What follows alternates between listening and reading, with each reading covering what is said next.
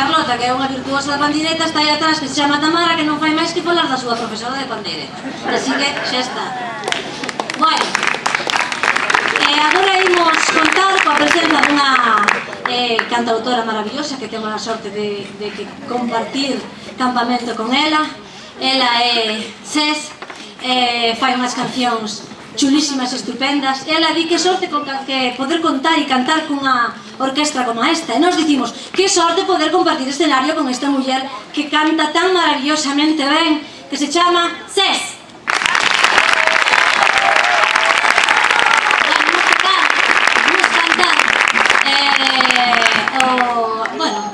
Rianxo chamase, non Alfonso? Rianxo, bueno, igual a sabedes, porque podedes cantar con nós. Di, oh Rianxo, Rianxo, páxaro pinto, a ganancia do peixe xa se vai indo Rianxo, xa se marchou. Ai, Rianxo, Rianxo, que mal levou. Que na saiba que a cante, e que non a memorizara que a tararei. Bueno, pois nada, ahora vamos. Bueno, espera, que está aquí o director apuntándome. Dio concerto. Outro día fixemos un concerto na capela, era de noite, un ambiente estupendo, fantástico. Os santos estaban con nós ali dentro. Por iso sonou tan ben.